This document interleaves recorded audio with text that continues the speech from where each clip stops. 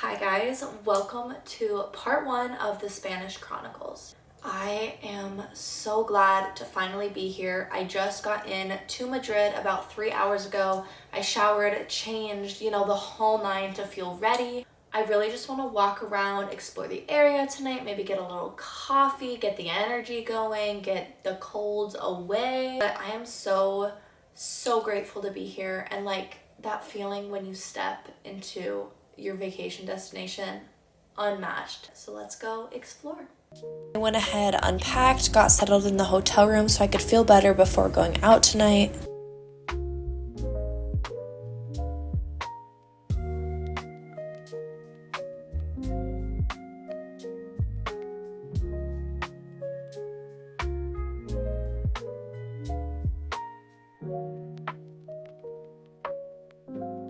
I really don't think it can get any better than this. Really fast because I'm in a rush. Here's my night's outfit. The top's from Alfred Eden. I have on just some old jeans and then Sambas. Let's go.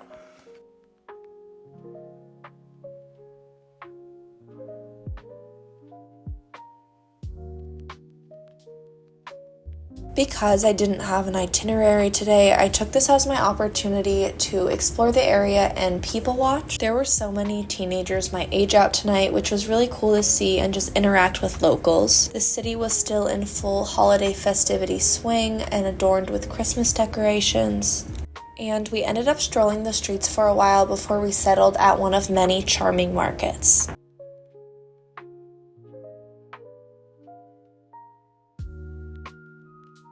I don't know if I can blame it on jet lag or just the first night of being in a new city, but I sat with my thoughts and myself for a while, taking in all the sights and scents. But of course, what would be my first night in Spain without churros?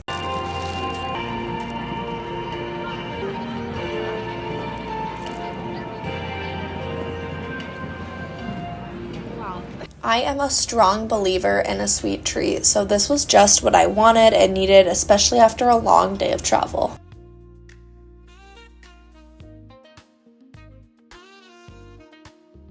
Even though I was exhausted, at this point I was running off adrenaline and excitement, so I walked around a little longer. I got this Van Cleef dupe bracelet. It's always scary to have that initial interaction in a country where the native language isn't your first language, so buying this bracelet and getting that first interaction out of the way was so good.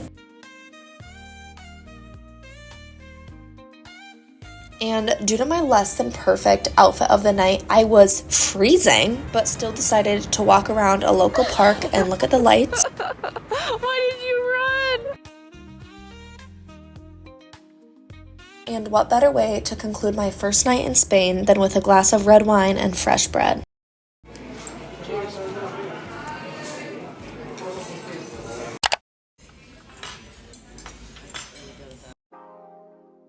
The next day for breakfast, we started at this little joint that was right across from our hotel. And even though I just finished my first coffee, I immediately grabbed a second. I don't know what they're putting in it here, but it is life-changing. And usually my family isn't very big on going on tours, but they were all out of normal tickets to see the Palace of Madrid. So we booked a tour and we all ended up really loving it and hearing about the history.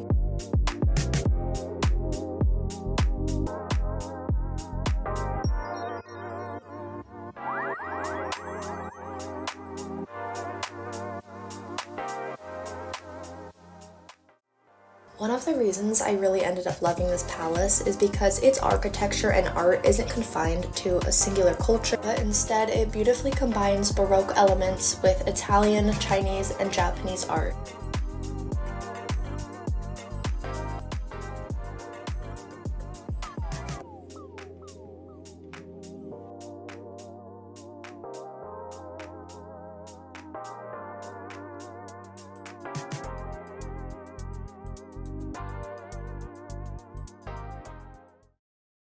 Immediately after leaving the palace, we are thrown into the beautiful sights, sounds, and smells of Madrid. From the fresh-baked pastries in the windows to the street performers, it is hard to find something not to love here.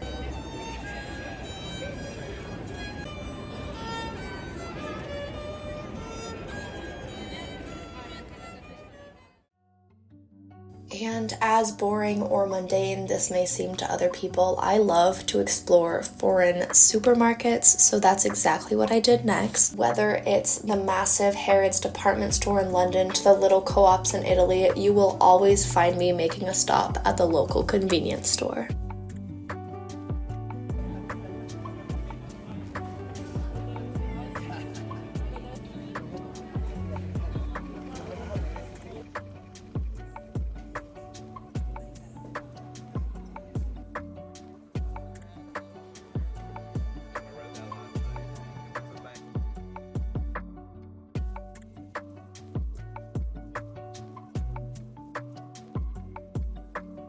After the market, I hit the streets again and walked around and unboxed the first of many hippers on this trip.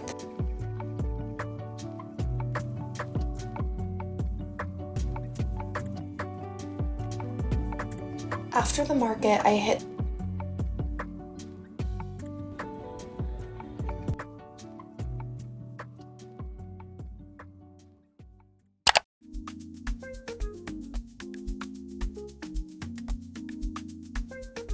For mainstream shopping and hotels, you have to visit the Gran Via, one of the most famous streets in Madrid. If you know me, this certainly won't come as a surprise, but my first stop had to be Zara, and this is the second biggest Zara in the world.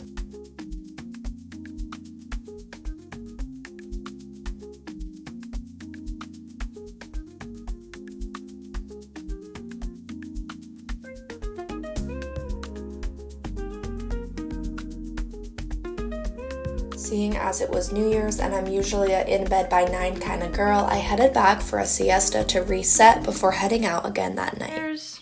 Show us your New Year's fit. Nice little scarf, nice, very coordinated sling.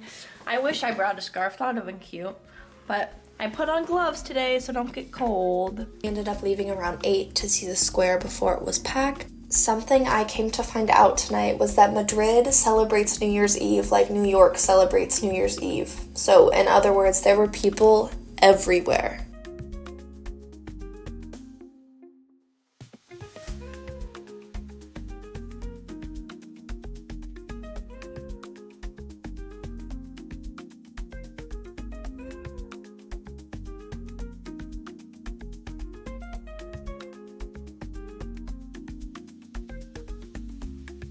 Because it was a holiday, a lot of restaurants were closed, but we did find one tapas bar that was open that we stopped at to eat before the festivities continued. Finding this place was a beautiful travel spontaneity miracle, not only because it was one of the only places open, but because I'm not sure we would have stopped in it otherwise, and it ended up having some of the best sangria of the whole vacation.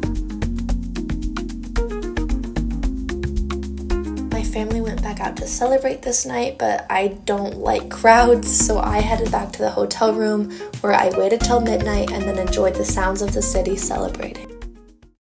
The morning of January 1st, I woke up at 1 p.m. feeling like a train hit me with a pounding headache thanks to the lovely combination of wine and jet lag. We set off to do a little bit of casual exploring today. Watching this back, I really need to find a pair of pants that fits me properly.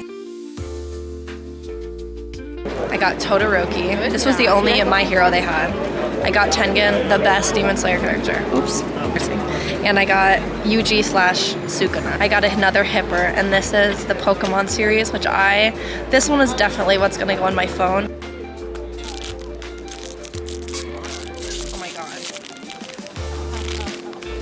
Oh my god, that is too cute.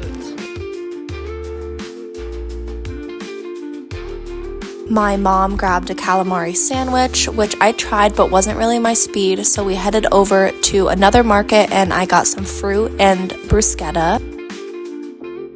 I'm not actually sure if they call this bruschetta here, but it is a kind of bread with cheese, and then one had pesto and one had ham. And if you try anything in Spain, let it be the ham. After a sufficient amount of people watching, I headed to the nearest cafe and grabbed a cappuccino to continue exploring.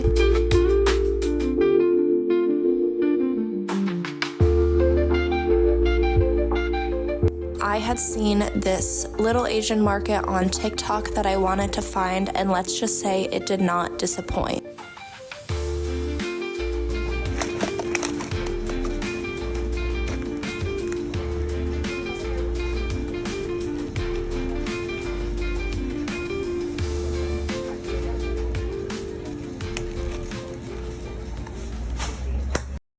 If you've been to Europe, you know that the bathrooms here are tiny. So here was just an example of another bathroom nightmare. But after that, my sister really wanted to go ice skating, so we rented some skates and skated around in this plaza. We went to another tapas bar tonight, got more wine and shrimp, and we ended with churros.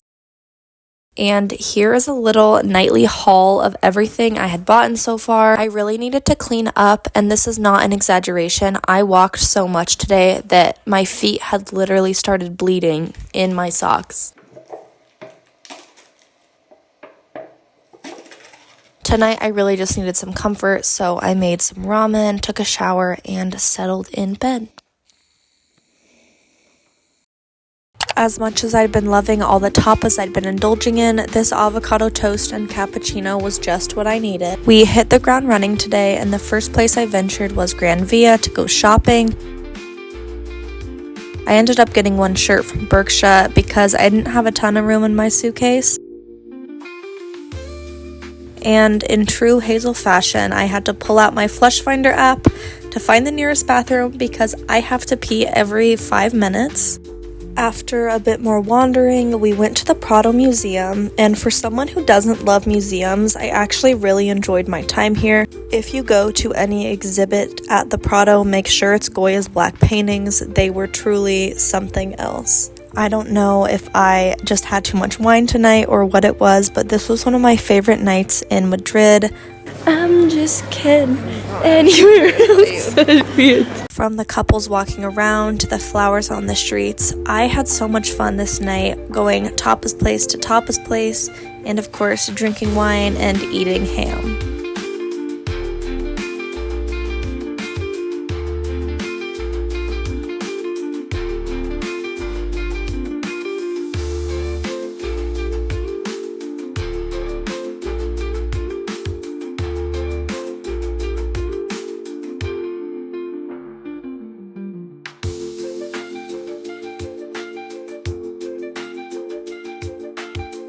We ended up finding an English bookstore, and as tempted as I was to get a book, I knew I was not fitting another one in my suitcase. We also found this really cheeky, cute boutique that we stopped into.